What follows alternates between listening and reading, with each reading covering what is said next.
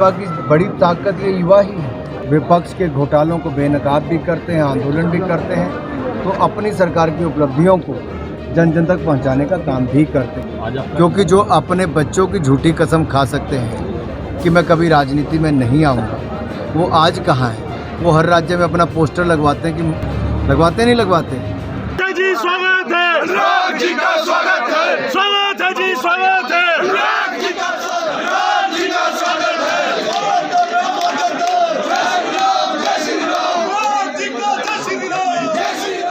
आज हमारे भारतीय जनता युवा मोर्चा के इस राष्ट्रीय प्रशिक्षण दल में राजनीतिक दल के पास ये मौका होता है कि समय समय पर चाहे अभ्यास वर्ग करें, चिंतन शिविर करें, कार्य समिति की बैठकें करें। हर संस्था का, संगठन का अपना अपनी कार्य प्रणाली है। जहाँ तक भारतीय जनता पार्टी की बात है, ये कार्यकर्ताओं की पार्टी है और भाजपा कार्यकर्ताओं के प्रशिक्षण पर बहुत बल देती है।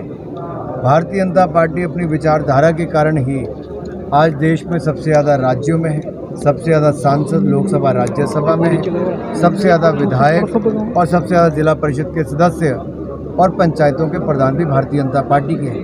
मूल कारण ये है कि भाजपा विचारधारा मजबूत है, राष्ट्र हित को प्रथम रख के चलती है और कार्यकर्ताओं के ऊपर निर्भर है, ना कि किसी परिवार के ऊपर निर्भर। इग्नोर करना चाहिए। तो मुझे लगता है मीडिया को भी इन बातों को बहुत बल नहीं देना चाहिए। हिमाचल में जयराम जी के नेतृत्व में सरकार ने बहुत शानदार काम किया है और जयराम जी ने प्रयास किया है कि हिमाचल का चौमुखी विकास हो। मोदी जी का आशीर्वाद हिमाचल प्रदेश को लगातार मिला है।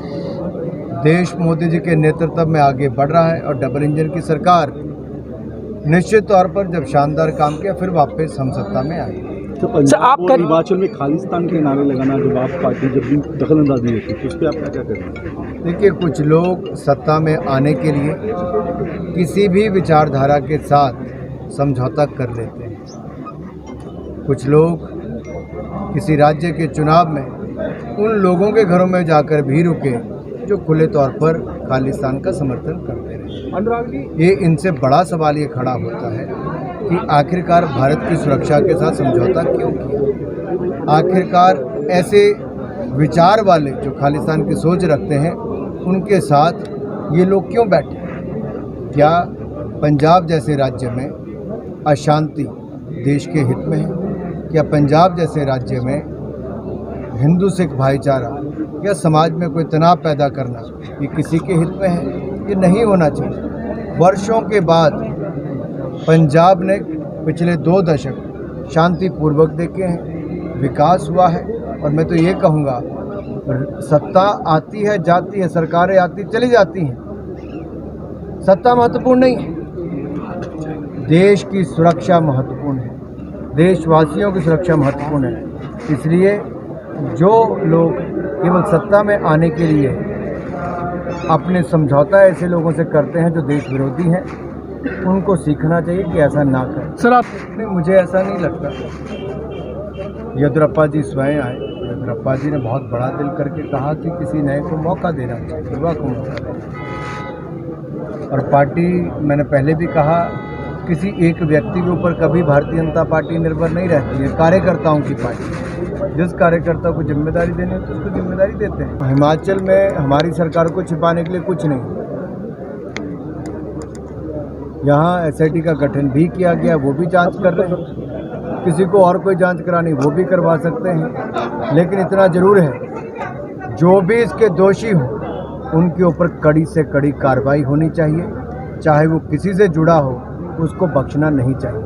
ये युवाओं के भविष्य के साथ धोखा है और इसके साथ किसी को समझौता नहीं करना चाहिए। भाजपा की बड़ी ताकत ये युवा ही है और यही मैंने जैसा पहले कहा, विपक्ष के घोटालों को बेनकाब भी करते हैं, आंदोलन भी करते हैं, तो अपनी सरकार की उपलब्धियों को जन जन तक पहुंचाने का काम भी करते हैं।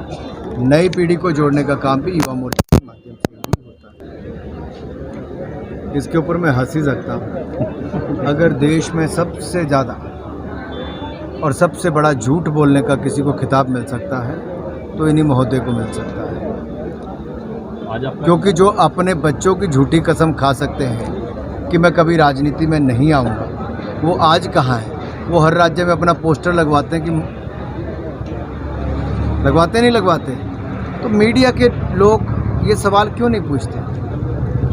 जो अपने बच्चों की झूठी कसम खा सकता है, जो बार बार झूठ बोल सकता है, जो खालिस्तानी समर्थकों के साथ समझौता कर सकता है, वो किस लेवल तक गिर सकता है, ये शायद इसकी कल्पना आप नहीं कर सकते।